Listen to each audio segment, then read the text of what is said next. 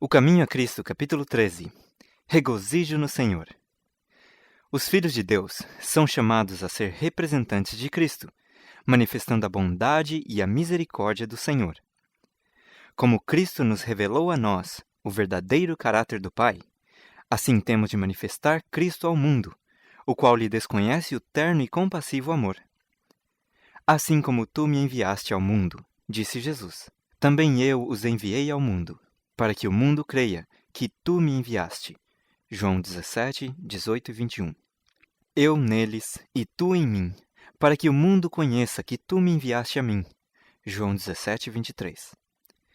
O apóstolo Paulo diz aos discípulos de Jesus: É manifesto que vós sois a carta de Cristo, conhecida e lida por todos os homens. 2 Coríntios 3, 3 e 2. Em cada um de seus filhos, Jesus envia uma carta ao mundo. Se sois seguidores de Cristo, Ele manda por vosso intermédio uma carta à família, à cidade, à rua em que residis. Habitando em vós, Jesus deseja falar ao coração dos que não se acham relacionados com Ele. Talvez não leiam a Bíblia, ou não escutem a voz que lhes fala de suas páginas. Não veem o amor de Deus manifestado em suas obras. Se sois, porém, um fiel representante de Jesus, talvez por meio de vós sejam induzidos a compreender algo de sua bondade, sendo atraídos a amá-lo e servi-lo. Os cristãos são postos como luminares no caminho para o céu. Cumpre-lhes refletir sobre o mundo a luz que de Cristo sobre eles incide. Sua vida e caráter devem ser de molde a que outros possam obter por seu intermédio uma justa concepção de Cristo e seu serviço.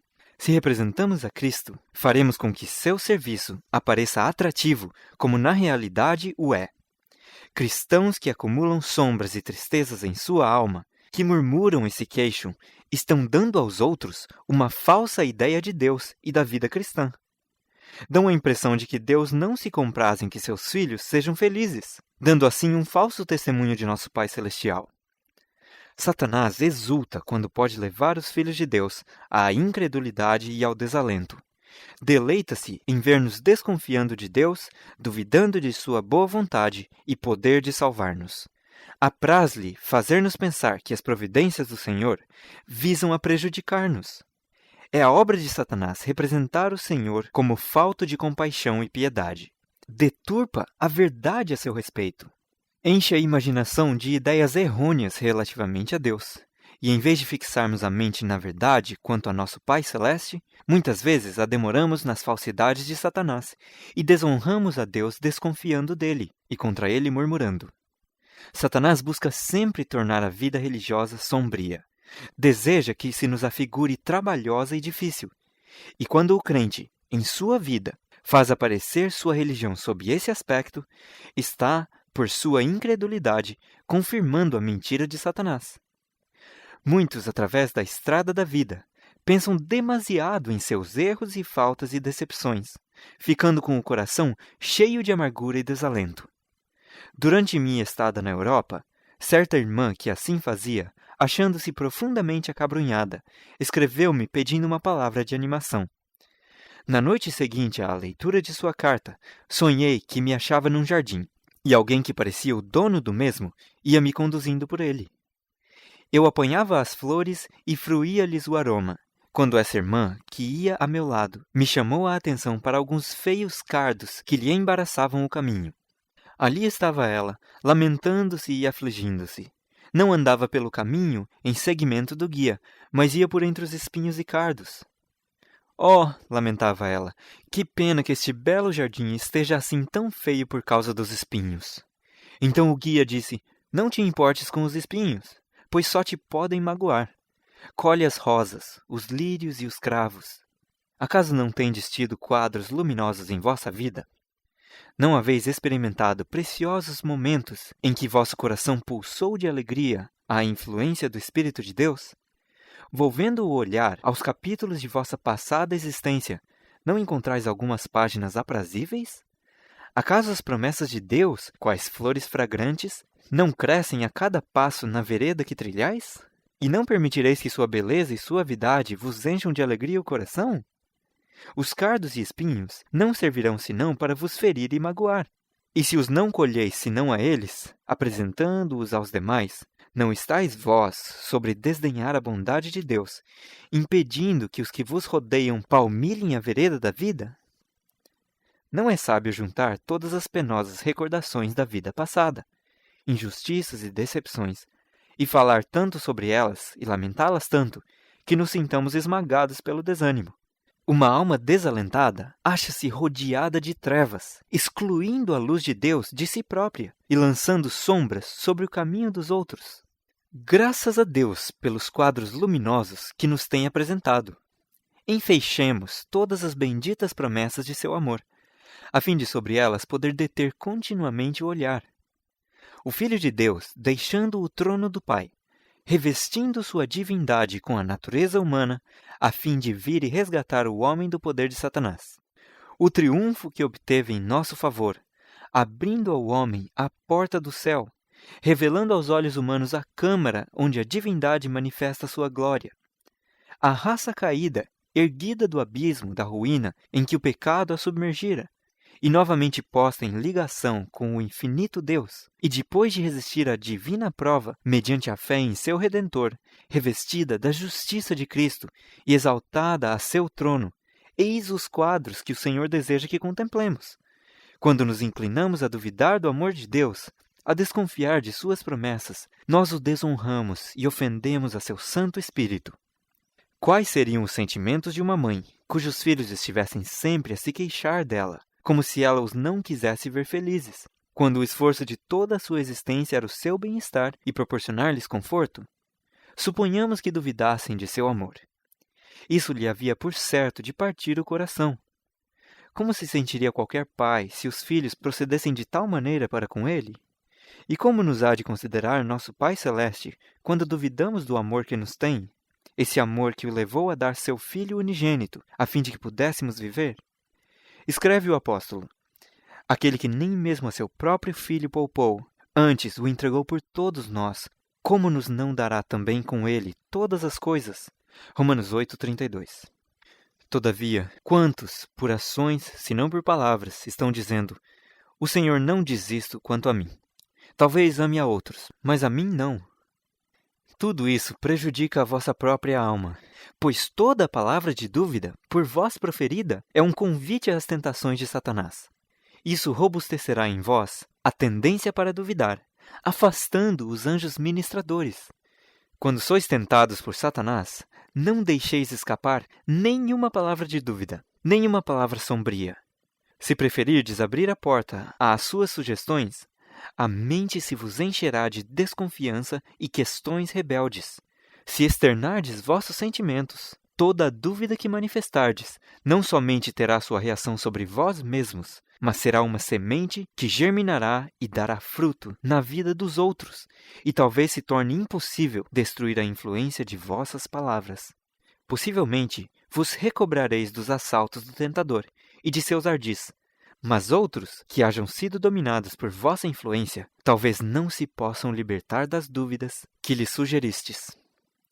Como é importante que só saia de nossos lábios aquilo que promova vida e força espirituais. Os anjos estão atentos para ouvir a espécie do testemunho que estáis dando ao mundo quanto a vosso divino Mestre. Que a vossa conversação tenha por objeto aquele que vive para interceder por vós perante o Pai. Ao pegardes na mão de um amigo, esteja em vossos lábios e coração um louvor a Deus. Isso há de atrair seus pensamentos para Jesus. Todos passam por provações, por desgostos duros de suportar, por tentações difíceis de resistir. Não conteis vossas aflições a vossos semelhantes, também mortais, mas levai tudo a Deus em oração. Tomai como regra nunca proferir uma palavra de dúvida ou de desânimo. Está em vós fazer muito para iluminar a existência de outros, para lhes fortalecer os esforços mediante palavras de esperança e santa alegria. Há muita alma valorosa terrivelmente assaltada por tentações, prestes a desfalecer no conflito com o próprio eu e os poderes do mal. Não desalenteis essa alma em sua penosa luta.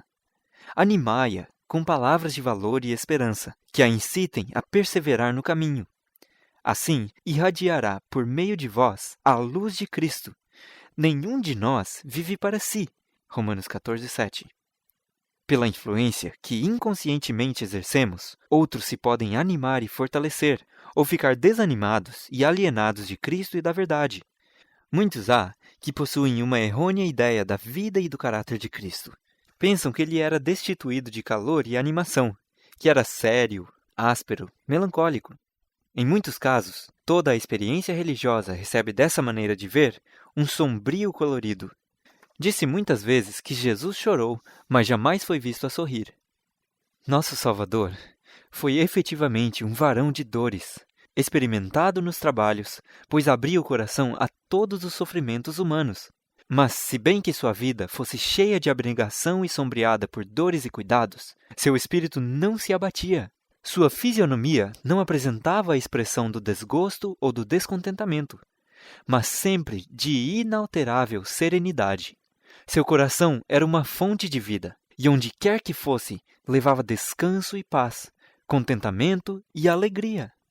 Nosso Salvador era profundamente sério e intensamente zeloso, mas nunca sombrio ou enfadado. A vida dos que o imitam revestir-se-á toda de fervorosos propósitos. Experimentarão um profundo sentimento de sua responsabilidade. A leviandade será reprimida. Não apresentará ruidosa alegria, nem gracejos de mau gosto. Entretanto, a religião de Jesus proporciona abundância de paz. Não extingue o brilho da alegria, não restringe a felicidade, nem tolda a fisionomia radiante e sorridente. Cristo não veio para ser servido, mas para servir. E uma vez que seu amor nos domine o coração, havemos de seguir-lhe o exemplo. Enquanto deixarmos predominar na lembrança os atos desagradáveis e injustos de outros, parecer-nos-á impossível amá-los como Cristo nos ama. Se, porém, nossos pensamentos se fixam no extraordinário amor e piedade de Cristo para conosco, esse mesmo Espírito irradiará de nós para os nossos semelhantes.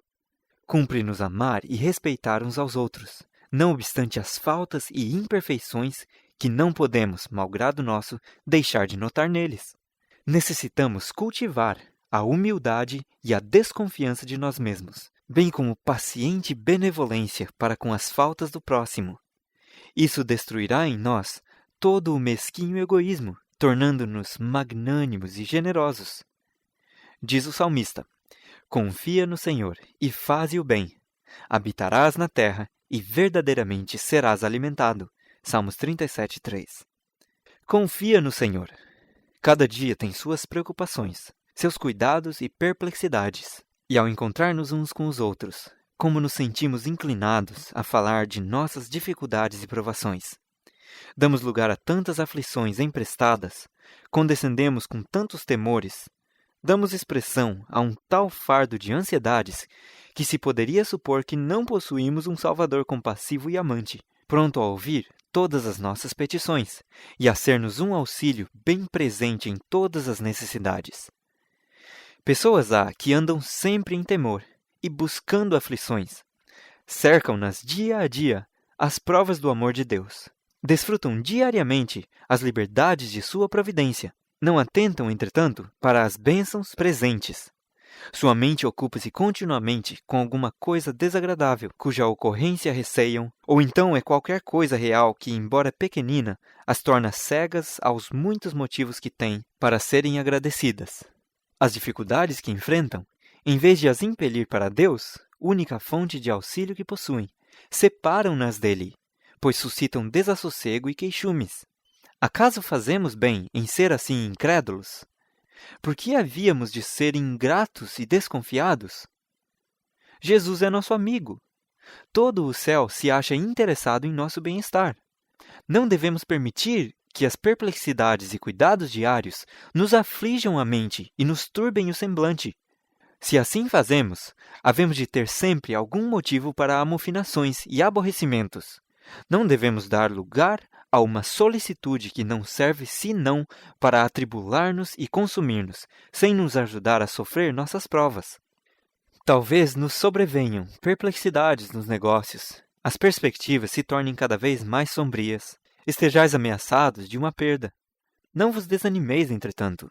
lançai sobre o Senhor vossos cuidados, e permanecei calmo e satisfeito. Suplicai sabedoria para dirigir vossos negócios prudentemente, evitando assim o prejuízo e o desastre. Fazei tudo o que vos estiver ao alcance, a fim de promover resultados favoráveis. Jesus prometeu seu auxílio, mas não dispensa os nossos esforços. Quando, descansando em nosso ajudador, houverdes feito tudo o que está ao vosso alcance, aceitai alegremente os resultados. Não é a vontade de Deus que seu povo ande vergado ao peso dos cuidados. Todavia, o Salvador não nos engana. Não nos diz, não temais, vossa estrada é livre de perigos. Ele sabe que há provações e perigos, e é sincero conosco. Não se propõe tirar seu povo de um mundo de males e pecados, mas indica-nos infalível refúgio. Sua oração em favor dos discípulos foi: não peço que os tires do mundo, mas que os livres do mal. João 17,15. No mundo, diz ele, tereis aflições, mas tende bom ânimo. Eu venci o mundo. João 16,33. No Sermão do Monte, Cristo ensinou aos discípulos preciosas lições quanto à necessidade de confiar em Deus. Essas lições visavam a animar seus filhos através de todos os séculos e chegaram até nós plenas de ensinos e conforto. O Salvador apontou a seus seguidores as aves do céu, modulando suas canções de louvor, livres de cuidados, pois não semeiam nem cegam. E, no entanto, o grande Pai lhes supre as necessidades. Pergunta o Salvador: não tendes vós muito mais valor do que elas? Mateus 6,26. O grande provedor dos homens e animais abre as mãos e supre as necessidades de todas as suas criaturas. Não reputa as aves do céu inferiores ao seu cuidado. Não lhes põe o alimento no bico, mas toma providências para lhes satisfazer as necessidades. Cumpre-lhes apanhar as sementes que para elas se espalha. Tem de preparar o material para o ninhozinho. Precisam de alimentar os filhotes, e saem ao seu trabalho cantando, pois vosso Pai Celestial as alimenta. E não tendes vós muito mais valor do que elas? Não tendes vós, como adoradores inteligentes e espirituais, mais valor do que as aves do céu? Não há de o autor de nosso ser, o conservador de nossa existência, aquele que nos formou à sua própria e divina imagem, não há de ele prover as nossas necessidades, se tão somente nele confiarmos? Cristo apresentou a seus discípulos as flores do campo, crescendo profusamente, resplandecendo na singela beleza com que o Pai Celeste as dotou, como testemunho de seu amor aos homens. Disse ele: olhai para os lírios do campo, como eles crescem. Mateus 6,28. A beleza e simplicidade dessas flores naturais sobrepujam em muito o esplendor de Salomão. Os mais suntuosos adornos, criados pelos primores da arte, não se podem comparar com a graça natural e a magnífica beleza das flores criadas por Deus. Jesus pergunta: pois se Deus assim veste a erva do campo, que hoje existe e amanhã é lançada no forno, não vos vestirá muito mais a vós, homens de pequena fé? Mateus 6,30. Se Deus, o divino artista, dá às singelas flores que num dia perecem suas suaves e variadas cores, quão maior não será o cuidado por ele dedicado aos que foram criados à sua própria imagem? Esta lição de Cristo é uma repreensão à ansiedade, às perplexidades e à dúvida do coração falto de fé. O Senhor deseja ver felizes todos os seus filhos, em paz e obediência. Diz Jesus: deixo-vos a paz, a minha paz vos dou. Não vou-la dou como o mundo a dá. Não se turbe o vosso coração, nem se atemorize. João 14,27. Tenho-vos dito isto para que a minha alegria permaneça em vós e a vossa alegria seja completa. João 15,11. A felicidade que se busca por motivos egoístas, fora do caminho do dever, é volúvel, caprichosa e transitória. Dissipa-se, deixando na alma uma sensação de isolamento e pesar. No serviço de Deus, porém, há satisfação e alegria. O cristão não tem de andar por veredas incertas. Não é abandonado a vãos desgostos e decepções. Ainda que não nos sejam dados os prazeres desta vida, Podemos, não obstante, sentir-nos felizes por esperar a vida por vir. Mas mesmo aqui, podem os cristãos fruir a alegria da comunhão com Cristo. É-lhes dado possuir a luz do seu amor, o perpétuo conforto de sua presença. Cada passo da vida nos pode levar mais perto de Jesus. Pode nos trazer uma mais profunda experiência de seu amor, conduzindo-nos um passo mais próximo do bendito lar de paz. Não rejeitemos, pois, nossa confiança, mas tenhamos firme certeza, mais firme que nunca. Até aqui nos ajudou o Senhor, e nos ajudará até o fim. Olhemos aos marcos miliários, que nos recordam o que o Senhor tem feito para nos confortar e salvar da mão do destruidor. Conservemos sempre vivas na memória todas as ternas misericórdias que Deus tem tido para conosco, as lágrimas por Ele enxugadas, as dores que suavizou, as ansiedades que desvaneceu, os temores que dissipou, as necessidades que supriu, as bênçãos que concedeu. E fortaleçamo-nos, assim, para tudo quanto nos aguarda no restante de nossa peregrinação. Não podemos senão esperar novas perplexidades na luta que está para vir. Mas podemos fixar a vista no passado, da mesma maneira que no futuro, e dizer: até aqui nos ajudou o Senhor. 1 Samuel 7,12. E a tua força será como os teus dias. Deuteronômio 33, 25. As provações não excederão as forças que nos serão dadas para as suportar. Empreendamos, pois, nossa tarefa, onde quer que a encontremos, crendo que seja o que for que sobrevier, ser-nos-á concedida a força proporcional à provação. E afinal, abrir-se-ão as portas do céu para dar entrada aos filhos de Deus, e dos lábios do Rei da Glória brotarão as palavras que lhe soarão aos ouvidos qual música inefável. Vinde, benditos de meu Pai, possuí por herança o reino que vos está preparado desde a fundação do mundo. Mateus 25, 34. Então, os remidos receberão as boas-vindas às moradas que Jesus lhes está preparando. Então, seus companheiros não serão mais as criaturas vis da terra, mentirosos, idólatras, impuros e incrédulos, mas conviverão com os que venceram a Satanás e, por meio da graça divina, formaram um caráter perfeito. Toda tendência pecaminosa, toda imperfeição que aqui os aflige, terá sido removida pelo sangue de Cristo, e a excelência e o resplendor de sua glória, que sobrepujem muito ao brilho do sol, a eles se comunicam. E deles se irradiarão a beleza moral e a perfeição de seu caráter, de valor incomparavelmente superior à glória externa. Acham-se irrepreensíveis perante o grande trono branco, compartilhando a dignidade e os privilégios dos anjos, em vista da gloriosa herança que lhe poderá pertencer. Que dará o homem em recompensa de sua alma? Mateus 16, 26. Ainda que seja pobre, possui todavia em si mesmo uma riqueza e uma dignidade que o mundo não pode conceder. A alma remida e purificada do pecado, com todas as suas nobres faculdades consagradas ao serviço de Deus, é de inexcedível valor. E a alegria no céu, na presença de Deus e dos santos anjos sobre uma alma resgatada, alegria que se exprime em cânticos de santo triunfo. O fim do livro O Caminho a Cristo.